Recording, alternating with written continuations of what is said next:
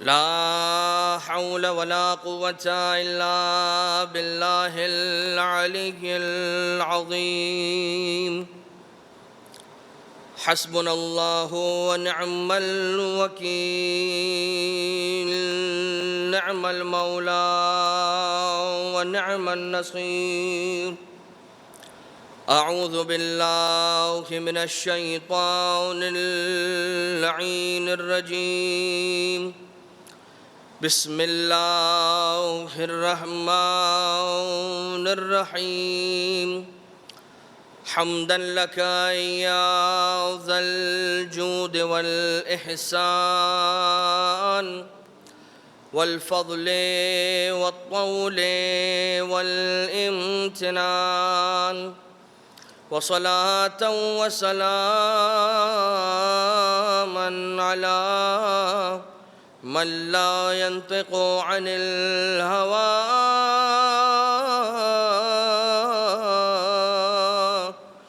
إن هو إلا وحي يوحى. حبيب قلوبنا وشفيع ذنوبنا وطبيب نفوسنا، مولانا ومولى الثقلين جد الحسن والحسين أبي القاسم المصطفى محمد. اللهم صل على محمد وآل محمد وعلى آله الذين أذهب الله عنهم الرجس وطهرهم تطهيرا. اللهم صل على محمد وآل محمد. لا سيما على الإمام المنتظر والحجة الثاني عشر، واللعنة الدائمة الباقية على أعدائهم ومنكري فضائلهم وغاصبي حقوقهم من الأزل إلى قيام يوم الدين. أما بعد، فقد قال الله سبحانه وتعالى في محكم كتابه ومتقن خطابه وهو أصدق القائلين: بسم الله الرحمن الرحيم. سبح اسم ربك الأعلى الذي خلق فسوى والذي قدر فهدى والذي أخرج المرعى. مومنین اور مومنات، مہمانان خدا در ماہ مبارک خدا، پروردگار عالم کے اس عظیم مبارک مہینے کے اندر اللہ تعالیٰ کے مہمانوں، بہت ہی جلد یہ عظیم مہینہ ہم سے رخصت ہونے والا ہے۔ امام زین العابدین علیہ السلام کے خاص دعا کے جو مولا تلاوت فرمایا کرتے تھے وداع شہر رمضان کے موقع پر، اس کی تلاوت کرنی چاہیے۔ اس کے ترجمہ کو اگر کوئی غور کرے اور اسے پڑھے، اس کا مطالعہ کرے تو اسے اندازہ ہوگا ایک وہ دعا کہ جو ماہ رمضان المبارک کے داخل ہونے پر، شروع ہونے پر چوتھے امام علیہ السلام نے تلاوت فرمائی: السلام علیکہ یا عید الاولیاء، میرا سلام ہے اولیاء کی عید پر، اللہ کے مقرب بندوں کی عید۔ کب کہی؟ پہلی شوال نہیں، پہلی رمضان کو امام مولا سید سجاد علیہ السلام نے فرمایا کہ اے اللہ کے مقرب بندوں کی عید، یعنی کہ ماہ رمضان۔ اور جب ماہ مبارک رمضان رخصت ہو رہا ہے تو کس طلب کا اظہار کر رہے ہیں؟ گویا امام علیہ السلام کے جو جملے ہیں ان سے ایسا محسوس ہوتا ہے کہ گویا امام علیہ السلام کسی مہینے سے نہیں بلکہ کسی ذی روح سے، کسی روح رکھنے والی اللہ کی کسی مخلوق سے مولا گفتگو فرما رہے ہیں، اور مولا یہ کہہ رہے ہیں کہ ہم تیرا حق ادا نہ کر سکے، اس مہینے کا ہم حق ادا نہیں کر سکے۔ امام معصوم علیہ السلام سے تو یہ تصور بھی نہیں ہے۔ ہاں، ہمارے بارے میں ضرور کہا جا سکتا ہے کہ ہم نے ماہ رمضان کا حق ادا کرنے میں کوتاہی برتی ہوگی۔ پروردگار ہم سب کی عبادتوں کو، ماہ رمضان میں رکھے جانے والے روزوں کو پروردگار قبول فرمائے، مقبول و منظور فرمائے، اور اس کے نتیجے میں جو بہترین حصہ خدا تعالیٰ اپنے کسی بندے کو عطا کرنے والا ہے وہ ہمیں بھی نصیب فرمائے۔ عزیزان محترم، فطرے کے اعتبار سے ایک جملہ فقط عرض کر کے اور پھر آج کے اعتبار سے جو ہم نے سورے کا چناؤ کیا ہے تو آپ کی خدمت میں عرض کرنا چاہ رہے ہیں اس کی طرف بڑھیں گے، اور وہ مسئلہ فطرے کے اعتبار سے یہ ہے کہ فطرہ کس پر واجب ہے۔ چونکہ ایک مسکنسیپشن فطرے کے اعتبار سے یہ ہے کہ لوگ کسی کے یہاں پر شب عید یا دعوت کے لیے نہیں جاتے ہیں، یا مہمان بن کر نہیں جاتے ہیں، یا کھانا کھانے کے لیے نہیں جاتے ہیں، یہ سوچ کر یا جاتے نہیں ہیں یا ہم کسی کو بلاتے نہیں ہیں، یہ سوچ کر کہ جو آج کی رات ہمارے یہاں پر کھانا کھائے گا اس کا فطرہ بھی ہم پر واجب ہو جائے گا، اگرچہ یہ سوائے مسکنسیپشن کے اور کچھ بھی نہیں ہے۔ اور یہ مسکنسیپشن یا یہ کنفیوژن کہہ لیجئے کہاں سے آیا؟ توضیح کے اندر لکھی ہوئی ایک عبارت ہے، اور اس عبارت یہ یقیناً توضیح اردو کے اندر تو نہیں ہے، توضیح کا تو ترجمہ ہوا ہے عربی سے یا فارسی سے، تو اس میں یہ جملہ لکھا ہوا ہے کہ اس رات، عید کی رات، کھانا کھانے والوں میں اس کا شمار ہوتا ہو۔ ترجمہ تو اسی طرح سے کیا گیا ہے، لیکن اس کا مفہوم یہ ہے کھانا کھانے والوں میں شمار ہوتے ہوں، یعنی کہ اس کی کفالت کے اندر ہوتے ہوں، اس کی سرپرستی کے اندر ہوتے ہوں۔ لہٰذا وہ شخص کے جس کی سرپرستی کے اندر اس کے اہل خانہ ہیں۔ اب سرپرستی میں ہونا یا زیر کفالت ہونے کا مطلب یہ نہیں ہے کہ کمانے والا ہو۔ عین ممکن ہے کہ بیٹا کما کر سارا کا سارا کچھ اپنے والد کے ہاتھوں میں رکھتا ہو اور یہ کہتے ہو کہ ہم تو بچے ہیں، چلائیں گے تو آپ ہی گھر کو۔ لہٰذا اگر ایسا ہوتا ہو کسی گھر کے اندر بھی، تو وہاں پر بھی کفیل چونکہ والد ہیں، گھر کو والد کی جیب کے خرچے سے چلایا جا رہا ہے، یا والد گھر کے خرچوں کو دے رہے ہیں، ان کی کفالت کر رہے ہیں، لہٰذا والد ہی، باپ ہی گھر کے افراد کی نیت سے فطرے کو نکالے گا۔ لہٰذا جس کی کفالت کے اندر اس کے اہل و عیال ہوں، جس کا خرچہ اس کی جیب سے جا رہا ہو، وہ دے گا فطرے کی یہ رقم۔ آج کی حد تک اتنا ہی فطرے کے اعتبار سے، کل اگر انشاءاللہ موقع ہوا تو کچھ اور آپ کی خدمت میں عرض کیا جائے گا۔ آج جس سورہ کا انتخاب کیا گیا، سورہ الاعلیٰ، سورۃ الاعلیٰ، سورہ مبارک الاعلیٰ، یہ وہ سورہ ہے کہ جس کے بارے میں روایتوں کے اندر آیا، مجموع البیان کے اندر بھی یہ روایت موجود ہے کہ رسالت مآب کو یہ سورہ بہت زیادہ پسند تھا۔ رسول حضور اکرم رحمت للعالمین صلی اللہ تعالیٰ علیہ وآلہ وسلم اس سورے کو بہت زیادہ دوست رکھتے تھے، اسے بہت پسند کرتے تھے۔ مولا کائنات علیہ الصلوۃ والسلام کی سیرت طیبہ میں ملتا ہے کہ آپ بہت زیادہ مرتبہ ایسا ہوتا تھا کہ آپ اپنی فریضہ نمازوں کے اندر اس سورہ یعنی سورہ اعلیٰ کی تلاوت کیا کرتے تھے، یعنی کہ سورہ اعلیٰ کی تلاوت کرتے تھے۔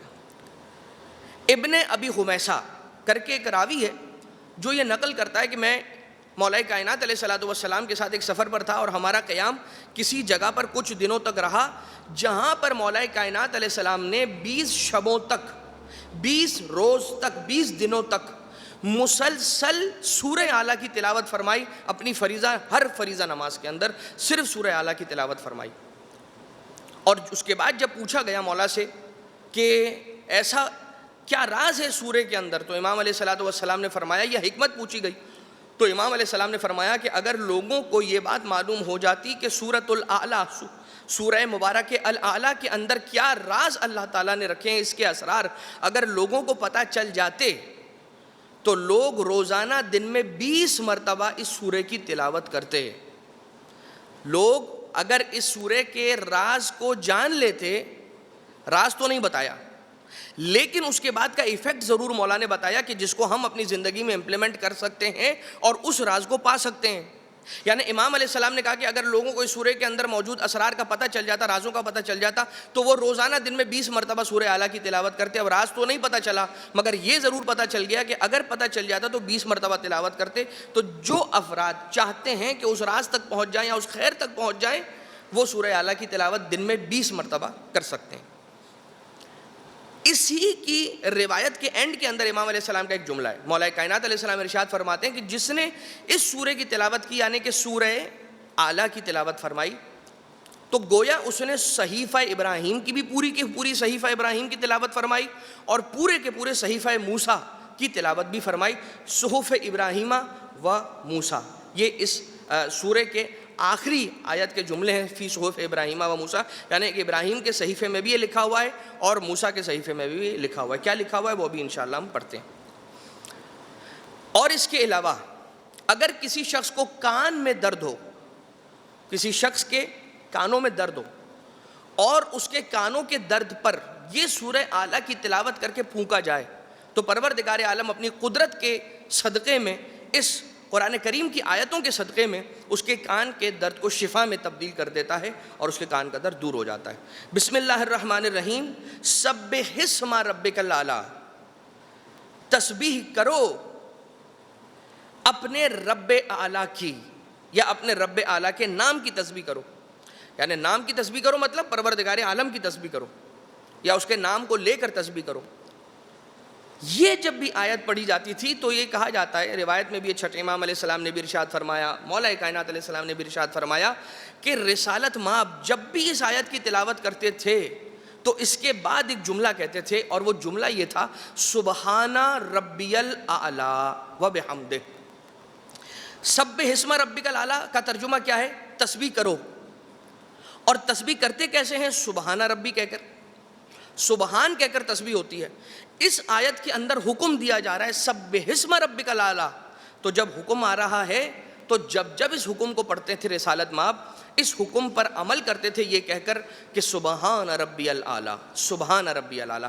لہٰذا جب یہ آیت رسالت مآب پر نازل ہوئی اور رسالت مآب نے لوگوں کی طرف تلاوت کر کے فرمائی، تو اس کے بعد یہ حکم دیا کہ اس آیت کو یا اس سبحان اور تسبیح کو اپنی سجدے کے اندر شامل کر لو اور اسے پڑھا کرو۔ اب اس آیت کے نازل ہونے کے بعد سب سے پہلا فرشتہ وہ کون تھا کہ جس نے سبحان ربی الاعلیٰ پڑھا؟ حضرت میکائیل علیہ السلام، پہلا فرشتہ۔ رسالت مآب مولا کائنات علیہ السلام یہ وہ ہستیاں ہیں جنہوں نے فرشتوں کو بھی تسبیح کرنا سکھائی ہے، جنہوں نے ملائکہ کو بھی تسبیح کرنا سکھائی ہے، ذکر خدا انہوں نے ان ہستیوں سے سیکھا ہے۔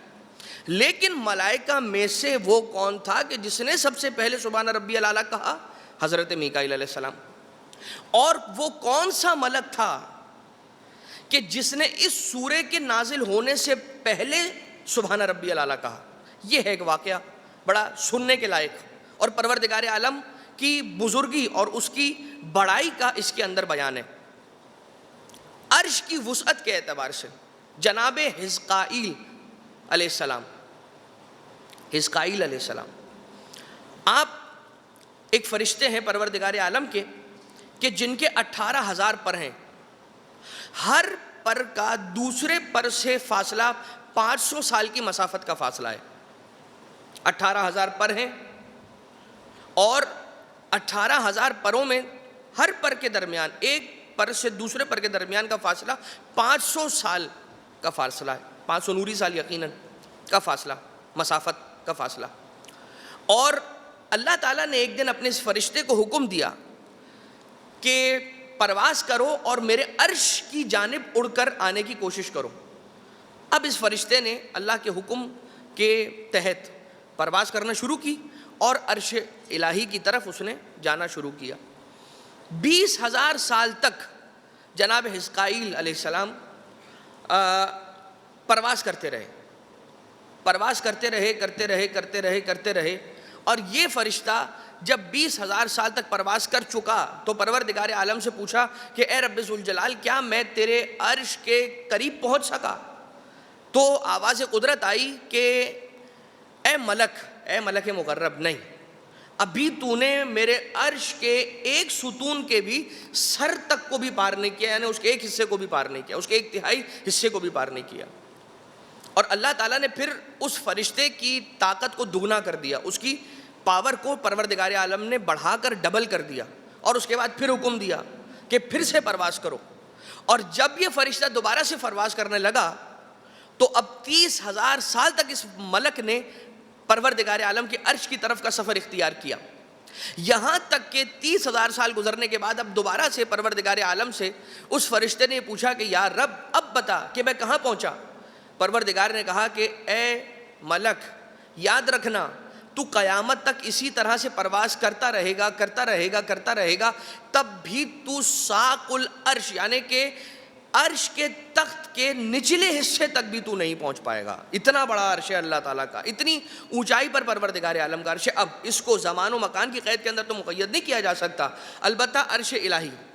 اب کہیں پر عرش اور کرسی کے اعتبار سے جب بیان آتی ہے, جیسے کہ آیت الکرسی کے اندر, تو کرسی سے مراد کیا ہے, عرش سے مراد کیا ہے, تو وہاں پر پروردگار عالم کی جلالت اور کبریائی سے تعبیر کیا جاتا ہے, یا اللہ کے علم سے تعبیر کیا جاتا ہے اس کی عرش اور اس کی کرسی کو. لیکن خیر, ابھی ہم فی الحال اس جانب نہیں جائیں گے. البتہ یہ جب جملہ اللہ تعالیٰ نے اپنے اس فرشتے کی طرف ارشاد فرمایا ہاتف غیبی کی صدا کے نتیجے میں, تو اس فرشتے نے اللہ تعالیٰ کی بڑائی کا یہ بیان سن کر فوراً اپنی زبان پر یہ جملے جاری کیے, سبحان ربی الاعلیٰ و بحمدہ, پروردگار عالم پاک ہے, منزہ ہے, اور تمام کی تمام ہم اسی اللہ کے لیے ہے. اور اس کے بعد پھر اللہ تعالیٰ نے سورہ اعلیٰ کو نازل فرمایا, اور اس کے بعد جب سورہ اعلیٰ نازل ہوئی تو پھر اس کا بیان پھر ہم نے آپ کی خدمت میں عرض کر دیا کہ حضرت میکائیل نے پہلے, اور رسالت مآب جب بھی سبح اسم ربک الاعلیٰ پڑھتے تھے اس کے فوراً بعد یہ کہتے تھے سبحان ربی الاعلیٰ. ہاں, اگر نماز میں کوئی سبح اسم ربک الاعلیٰ کہہ رہا ہے اس کے بعد وہ بآواز بلند تو نہیں کہہ سکے گا, بیجا اضافہ ہو جائے گا. اگر دل میں خیال لانا چاہے تو پھر اس کا کوئی مسئلہ نہیں ہے. الذی خلق فسوا, یہ وہ ہے اللہ جس کی طہارت اور جس کی پاکی کا ہم اعلان کر رہے ہیں. یہ اللہ وہی ہے کہ جس نے انسان کو خلق بھی کیا اور ٹھیک ٹھیک ناپ تول کر بغیر نقص کے پروردگار عالم نے پیدا کیا اپنے بندے کو. یا ایھا الناس ما غرک بربک الکریم الذی خلقک فسواک فعدلک, اے اللہ کے بندے, اے انسان, تجھے اپنے رب سے کس نے دھوکے میں ڈال دیا کہ جس نے تجھے خلق کیا برابر ٹھیک ٹھیک تجھے اللہ نے پیدا کیا, کوئی نقص تجھ میں نہیں رکھا. فعدلک بأی صورت ما شاء رکبک, کہ کتنی خوبصورت چہرے کے ساتھ اور کتنے خوبصورت پروردگار عالم نے تجھے بناوٹ کے ساتھ خلق فرمایا. تو بجائے اس اپنے اللہ کی نعمت پر شکر کرنے کے تو اس کی معصیت کرتا ہے, تو پروردگار عالم کی مخالفت کرتا ہے, سرکشی کرتا ہے. والذی قدر فہدی, پروردگار عالم وہ ہے کہ جس نے اس کی تقدیر کو لکھا, اس کی تقدیر کے اندر نعمتیں رکھی, ہر چیز اللہ تعالیٰ نے رکھی. فہدا, اور پھر اس کی ہدایت بھی فرمائی. اب یہ ہدایت پر آنے سے پہلے میں آپ کی خدمت میں وہ عرض کرنا چاہتا ہوں کہ جب اتنا طولانی اللہ تعالیٰ کا عرش ہے, یہ جو اس عرش کی مسافت پر ایک مرتبہ ایک دور ایسا تھا, ایک وقت ایسا بھی آیا تھا کہ اس اللہ تعالیٰ کے عرش کی مسافت پر اندھیرا چھا گیا تھا. لما اراد اللہ ان یبلو الملائکہ قد ارسل علیہم سحابا من ظلما, آپ نے عرش کے طول و عرض کو سماعت فرما لیا کہ کتنے ہزار سالوں تک پروردگار عالم کا وہ فرشتہ کہ جو سفر طے کرتا رہے 18,000 پروں کے ساتھ اور دگنی طاقت کے ساتھ بھی, تب بھی وہ ساق عرش تک بھی نہیں پہنچ سکتا, یعنی کہ عرش کے نچلے حصے تک بھی نہیں پہنچ سکتا, اس کے پائے تک بھی نہیں پہنچ سکتا. اس عرش کی بلندی پر, آسمانوں پر, 7 آسمانوں میں اللہ تعالیٰ نے جب اپنے ملائکہ کا امتحان لینا چاہا تو گھٹا ٹوپ بادلوں کو بھیجا, یعنی کہ اندھیرا چھا گیا. فَكَانَتِ الْمَلَائِكَةُ لَا تَنْظُرُ أَوَّلُهَا مِنْ آخِرِهَا وَلَا آخِرَهَا مِنْ أَوَّلِهَا, تو ایک فرشتہ دوسرے کو نہیں دیکھ پاتا تھا, دوسرا پہلے کو نہیں دیکھ پاتا تھا. فرشتے ایک دوسرے کو دیکھ نہیں پا رہے تھے. اب یہ بہت اگر آسان کر کے میں آپ کی خدمت میں عرض کرنا چاہوں تو جب یہ کالے بادل آئے, گویا عرش پر لوڈ شیڈنگ ہو گئی اور لائٹ چلی گئی, روشنی ختم ہو گئی. کیوں؟ کیونکہ اللہ تعالیٰ کی جانب سے ملائکہ کے امتحان کے لیے وہاں پر سیاہ بادل آ گئے, چھا گئے سیاہ بادل. اور کانت الملائکۃ یا الہنا و سیدنا منذ خلقتنا ما رأینا مثل ما نحن فیہ, اے اللہ, اے ہمارے اللہ, اے ہمارے پالنے والے, اے ہمارے سردار, جب سے تو نے ہمیں خلق کیا ہے تب سے ہم نے ایسا اندھیرا نہیں دیکھا. فعزتک و جلالک, تجھے اپنی عزت اور تیری جلال کا واسطہ ہے کہ ہم پر سے اس مشکل کو دور کر دے. پروردگار عالم نے کہا مجھے میری عزت و جلالت کی قسم ہے, میں تم پر سے اس مشکل کو دور کر دوں گا. فَأَلَّقَ نُورَ فاطمۃ الزہراء عَلَىٰ قُرَّتَاءِ الْعَرْشِ یا فی قُرَّتَاءِ الْعَرْشِ, پروردگار عالم نے پھر نور حضرت سیدہ سلام اللہ علیہا کو عرش کی بلندی پر معلق فرمایا. اور جب نور سیدہ وہاں پر عرش کی بلندی پر جگمگانے لگا تو بی بی کے نور کے صدقے میں ساتوں آسمان منور ہو گئے عرش کو ملا کر بھی، اور زمین کے سارے طبق بھی روشن ہو گئے. اور جب بھی اب انسان قیامت تک روشنی دیکھے گا وہ اس روشنی کو نور سیدہ سلام اللہ علیہا کا صدقہ سمجھتے ہوئے اللہ کا شکر ادا کرے گا کہ اس نے ہمیں اتنی عظیم نعمت یعنی کہ ذات فاطمہ زہرا سلام اللہ علیہا نصیب فرمائی. اب یہاں پر واقعہ ختم نہیں ہوا. فَقَانَتِ الْمَلَائِكَةُ يُسَبِّحُونَهُ وَيُقَدِّسُونَهُ، اور پروردگار عالم نے جب اس مشکل کو ان پر سے دور کیا جناب سیدہ کے نور کے صدقے میں، تو ملائکہ اللہ کی تسبیح و تحلیل اور تقدیس کرنے لگے. جب ملائکہ اللہ کی تسبیح کرنے لگے اور لا الہ الا اللہ کہنے لگے اور سبحان اللہ کہنے لگے اور اس کی بڑائی کا، اس کی قدوسیت کا اعلان کرنے لگے، تو پھر اللہ تعالیٰ نے پھر سے یہ ارشاد فرمایا، نے ہاتف غیبی کی صدا آئی. ایک صدا آئی اور وہ صدا یہ تھی کہ یا ملائکتی، اے میرے ملائکہ، یاد رکھنا یہ جو تم میری تسبیح کر رہے ہو، میری حمد و ثنا کر رہے ہو، اس کا ثواب میں لکھ دوں گا اس بی بی کے چاہنے والوں کے نام، اس بی بی کے بیٹوں کے چاہنے والوں کے نام، اس بی بی کے بابا کے چاہنے والوں کے نام، اس بی بی کے شوہر کے چاہنے والوں کے نام. یعنی کہ گویا تسبیح کریں ملائکہ اور اس کا ثواب لکھا جائے محبان فاطمہ زہرا سلام اللہ علیہا کے نامہ اعمال میں. یہ ہے مقام حضرت زہرا مرضیہ سلام اللہ علیہا سے محبت کرنے والوں کا مقام یہ ہے. اور جس کا اتنا بڑا مقام ہو تو اپنے مقام پر پورا اترنے کی اسے کوشش بھی کرنی چاہیے، اس اعتبار سے کہ جو اہل بیت اطہار نے کہہ دیا ہے بس وہ ہمارے لیے حرف آخر ہونا چاہیے. اس کے بعد اگر کسی کے ذہن میں کوئی بات آ رہی ہے، کوئی کہتا ہے کہ یہ میری لاجک ہے اور یہ میری چیز ہے اور یہ میں سمجھتا ہوں اور یہ میں سمجھتا ہوں، اس کے بعد پھر میری عقل کی کوئی گنجائش نہیں ہے. اس لیے کہ میری عقل کیا ہوگی، میں نے اپنی عقل سے بڑی عقلوں کے اوپر اعتبار کر لیا ہے. میں نے اپنی عقل پر اعتبار نہیں کیا ہے، میں نے اس عقل پر اعتبار کیا ہے کہ جو عقل محمد مصطفیٰ ہے. میں نے اس عقل پر اعتماد کیا ہے کہ جو عقل علی ابن ابی طالب ہے. میں نے اس عقل پر اعتماد کیا ہے جو عقل فاطمہ زہرا ہے. میں نے اس عقل پر اعتماد کیا ہے کہ جو عقل ائمہ اطہار علیہم السلام ہے. ان کی عقول پر اور ان کے احادیث پر اعتبار کر لینے کے بعد اب میری عقل کی کوئی حیثیت نہیں رہتی. یہ اور بات ہے کہ انسان اہل بیت اطہار علیہ السلام کی تعلیمات کو بالکل ایسا ہی سمجھتا ہے کہ جو عقلی طور پر بالکل ٹھیک ہے اور ایسا ہی ہونا چاہیے. ورنہ تو لاجک کا الاپ جپنے والے افراد خود ساری زندگی اسی بات میں تباہ کر دیتے ہیں کہ جب تک مجھے کسی کام کی لاجک نہیں دیں گے آپ تب تک میں یہ کام انجام نہیں دوں گا. اور جب آپ ان سے پوچھیں کہ ہر بات میں لاجک مانگنے کی کیا لاجک ہے تو خاموش ہو جاتے ہیں، ان کے پاس پھر کوئی جواب نہیں ہوتا. جب آپ کسی سے یہ سوال کرتے ہیں کہ آپ یہ بتائیے کہ لاجک تو کہتے ہیں آپ اور ہم یہ کہتے ہیں کہ جو اللہ کا حکم ہے اس کے سامنے لاجک نہیں چلتی، اس لیے کہ ایک طرف کشتی نوح تھی اور ایک طرف وہ پہاڑ تھا کہ جو دنیا کا ہائیسٹ پیک تھا اس وقت. اللہ کا نبی نوح کشتی میں سوار ہوا، اللہ کا حکم تھا. اسی نوح کا بیٹا، اسی اللہ کے نبی نوح کا بیٹا یہ کہتا ہے کہ میں پہاڑ پہ جاؤں گا، مجھے پہاڑ بچائے گا. حضرت نوح نبی خدا یہ کہتا ہے کہ مجھے کشتی بچائے گی اس لیے کہ اللہ کا حکم ہے کہ کشتی میں جاؤ. اور طوفان میں کشتیاں ڈوب جایا کرتی ہیں مگر پھر بھی میں کشتی میں سوار ہوں گا اس لیے کہ مجھے اللہ پر بھروسہ ہے، اپنی عقل پر بھروسہ نہیں ہے. لیکن حضرت نوح کا بیٹا یہ کہہ رہا تھا کہ میں تو کشتی پر نہیں آؤں گا کیونکہ کشتی تو ڈوب جائے گی. پہاڑ کہاں ڈوبے گا، یہ تو دنیا کا سب سے اونچا پیک ہے، اس سے اونچا کوئی مقام دنیا میں نہیں ہے. اور پروردگار عالم نے اپنی تجلی فرمائی اس پہاڑ پر اور وہ پہاڑ ٹوٹ کر ریزہ ریزہ ہو گیا اور اس کے بعد حضرت نوح کا بیٹا ہی صحیح لیکن وہ غرق ہو گیا. اس کے معنی یہ ہوئے کہ عقل چلانا اس وقت تک ہے کہ جب اس کا چلانا اہل بیت اطہار کی تعلیمات کے دائرے کے اندر ہے، پروردگار عالم کے احکامات کے دائرے کے اندر ہے، تب تک ٹھیک ہے.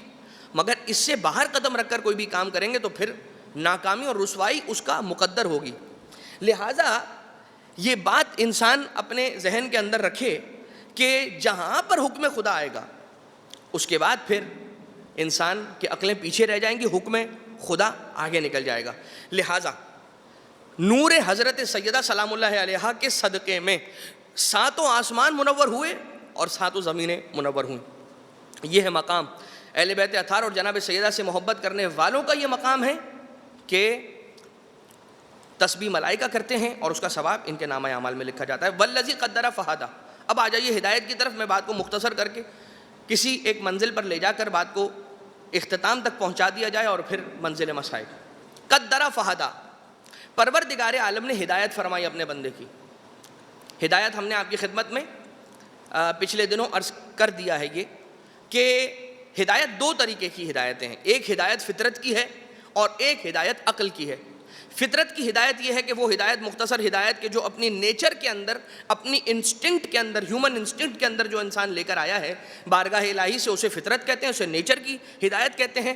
اور وہ ہدایت کی جو دنیا میں آ کر قرآن کریم کے ذریعے سے، انبیاء کی تعلیمات کے ذریعے سے، ائمہ اطہار کی تعلیمات کے ذریعے سے، ان کے احکامات کے ذریعے سے جو تربیت اور ہدایت ہو رہی ہے، اسے عقل کی ہدایت کہا جاتا ہے. اب یہاں پر ہدایت عقل کی ہو رہی ہے، لیکن کس طرح سے؟ انسان آنکھیں رکھتا ہے، ٹھیک ہے، دیکھ رہا ہے، آنکھوں سے دیکھ رہا ہے، لیکن مجھے یہ بتائیے کیا انسان کی آنکھیں ہیں جو دیکھ رہی ہیں، یا آنکھوں کا کام صرف اتنا ہے کہ روشنی، کلرز اور اس کے سگنلز لے کر برین کو دینا؟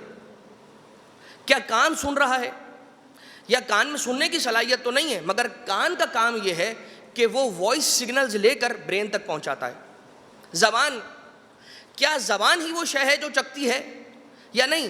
زبان ایک ایسا میکینزم ہے کہ جس کے اندر وہ ٹیسٹ بڈز ہیں کہ جس کے اوپر جب آپ کوئی چیز رکھتے ہیں تو اس کی ذائقے کے سگنلز وہ ذہن تک جاتے ہیں، اور پھر عقل فیصلہ کرتی ہے کہ یہ جو چیز ان کی زبان کے ٹیسٹ بڈز کے اوپر لگی ہے، یہ تیز تھی، میٹھی تھی، ترش تھی، تلخ تھی یا نمکین تھی.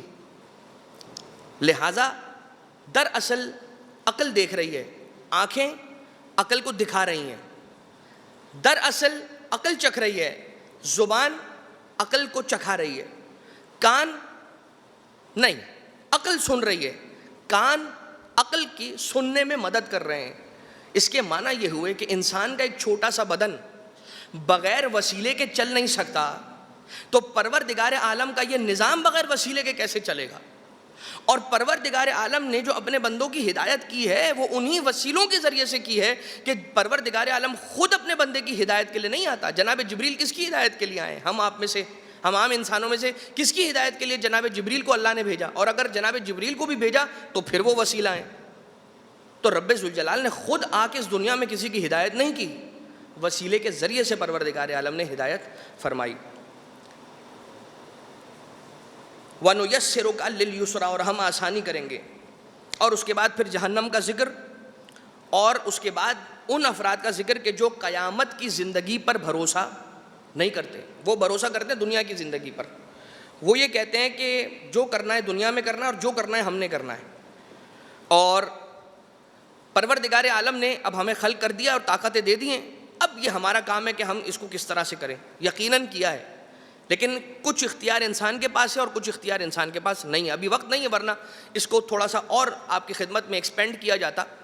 لیکن جن افراد نے اسی قرآن کی آیت کے اندر، اسی سورہ اعلیٰ کے اندر لکھا ہے بل تؤثرون الحیات الدنیا والآخرۃ خیر وابقیٰ، لیکن آخرت جو ہے اس پر بھروسہ کرنا زیادہ بہتر ہے، بلکہ بہترین ہے، اور ابقا ہے، زیادہ دیر پا ہے، دیر تک چلنے والی چیز ہے یہ، اور یہ کبھی خراب نہیں ہوتی.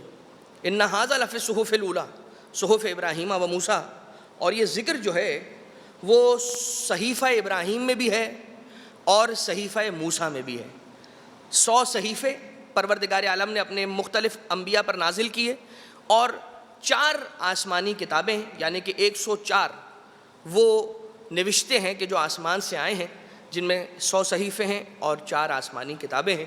اور قرآن کریم وہ ہے کہ جسے قلب پیغمبر اکرم صلی اللہ علیہ وآلہ وسلم پر نازل کیا گیا. بس عزیزان محترم، یقیناً یہ وہ گھرانہ ہے کہ جس گھرانے کے اتنے فضائل ہیں کہ جس کو انسان بیان کرتا چلا جائے اس کی زندگی چھوٹی ہے. فضائل اہل بیت اطہار زیادہ ہیں، اس لیے کہ ہماری زندگی چھوٹی ہے، کم ہے. اہل بیت اطہار کی اطاعت بہت زیادہ ہے. ہماری اطاعت ہوتی ہے اپنی مقصد اور اپنے وجہ سے، اپنے لیے، اپنی خاطر.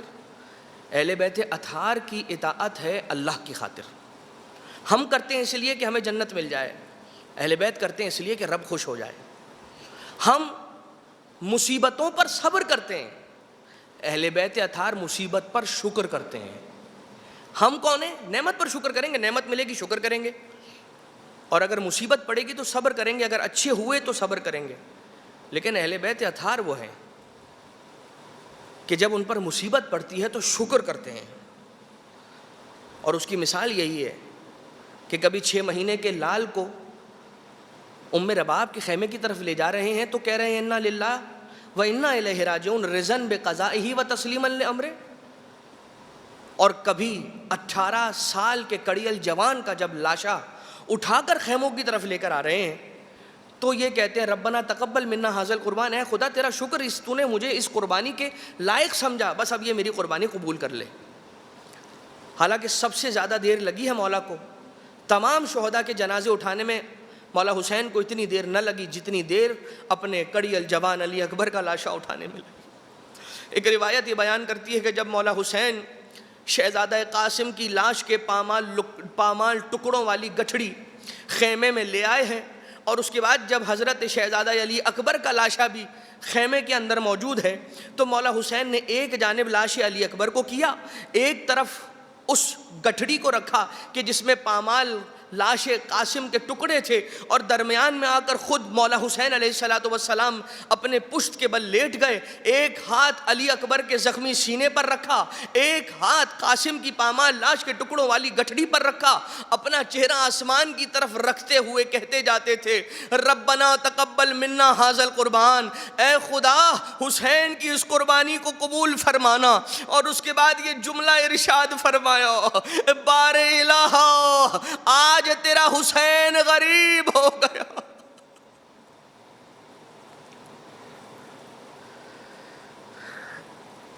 الا ولعنۃ اللہ علی القوم الظالمین وسيعلم الذین ظلموا آل محمد ای منقلب ینقلبون۔ بار الہ ہماری اس عبادت کو اپنی بارگاہ سے مقبول و منظور فرما۔ پروردگارہ جتنے بھی مومنین اور مومنات پریشان حال ہیں تمام کی مشکلات کو حل فرما۔ بار الہ امام زمانہ علیہ السلام کی تعلیمات کے مطابق اپنے گھروں کے ماحول کو ڈھالنے کی ہم سب کو توفیق عنایت فرما۔ پروردگارہ آج کے سانحے کے اندر جتنے افراد اس دنیا سے چل بسے پروردگار ان کی مغفرت فرما، اور جو افراد ابھی زخمی ہیں پروردگار انہیں شفاء کلی عنایت فرما۔ تمام مومنین اور مومنات بالاخص اور بالعموم تمام امت اسلامیہ کو اس وبائی مرض سے محفوظ فرما، اور خدا نخواستہ اگر کسی کو یہ مرض لاحق ہے تو اسے شفاء کلی عنایت فرما۔ پروردگارہ امام زمانہ کے ظہور میں تعجیل فرما، ہمیں امام کے اعوان و انصار میں شمار فرما۔ ربنا تقبل منا انک انت السمیع العلیم بجاہ محمد و آلہ الطیبین الطاہرین۔ ایک سورہ فاتحہ کی تلاوت کی گزارش ہے۔ مرحوم فدا حسین محمد علی آڑت، مرحوم نور علی فدا حسین آڑت، مرحومہ زبیدہ قاسم علی رحمانی، مرحوم علی اصغر خوجہ، مرحوم خادم حسین خوجہ، مرحوم سرور حسین سلیم رحیم، مرحوم حسین احمد ایڈن والا، مرحومہ صغرا بائی غلام حسین، مرحوم حسین محمد علی مولو اور ان کے خاندان کے تمام مرحومین، مرحومہ خیر النساء رحمۃ اللہ ماؤجی اور ان کے خاندان کے تمام مرحومین، مرحومہ کلثوم بائی عبداللہ سومجی، مرحومہ زاہدہ حسین مولو زوجہ محمد حسین کپاسی، مرحوم اکبر فاضل دھیرانی، مرحوم قاسم علی محمد علی دینا، مرحومہ فاطمہ بائی جمعہ لاڈک، مرحوم منیر احمد شریف، مرحومہ معصومہ بائی علی محمد وسرام، مرحومہ ممتاز بانو برکت علی نایانی، مرحوم حیدر علی عبدالحسین ماؤجی، مرحومہ زینب بائی رجب علی خاکو، مرحوم رجب علی حسن علی راجانی اور ان کے خاندان کے تمام مرحومین، مرحومہ زہرا بانو ولی محمد اور ان کے خاندان کے تمام مرحومین، مرحومہ فاطمہ بانو ولی محمد اور ان کے خاندان کے تمام مرحومین، مرحوم رمضان علی ولی محمد اور ان کے خاندان کے تمام مرحومین، مرحوم یوسف علی ابراہیم سابو والا اور ان کے خاندان کے تمام مرحومین، مرحوم محبوب علی رجب علی راجانی اور ان کے خاندان کے تمام مرحومین، مرحوم محمد جعفر سلیمان خاکو، مرحومہ سکینہ علی محمد لیلا، مرحوم روشن علی قاسم علی ناصر، مرحوم قاسم علی رجب علی سلیمان خاکو، مرحوم رجب علی سلیمان خاکو، مرحوم احمد نظر علی، مرحوم انور علی راشد جسانی، مرحومہ فاطمہ بنت قاسم، مرحومہ زینب بائی فاضل، شہید سجاد حسین سپاری والا اور ان کے خاندان کے تمام مرحومین، مرحوم احمد عبداللہ غلام حسین ایڈن والا اور ان کے خاندان کے تمام مرحومین، مرحوم فدا حسین فاضل رتنسی اور ان کے خاندان کے تمام مرحومین، حاجی بھائی مراج خاندان کے تمام مرحومین، احمد بھائی مراج خاندان کے تمام مرحومین، مرحومہ زہرا بھائی مصطفیٰ حاجی بھائی مراج، شرافت علی خاندان کے تمام مرحومین،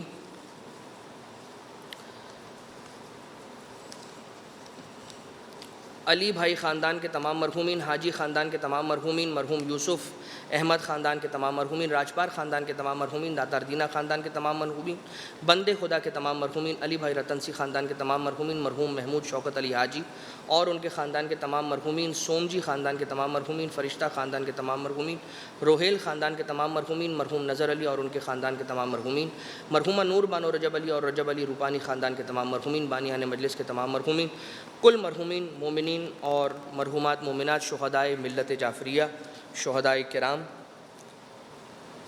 مراج اعظام، حاضرین اور ناظرین کے تمام مرحومین اور ان کے لواحقین کے مرحومین، ایک سورہ فاتحہ۔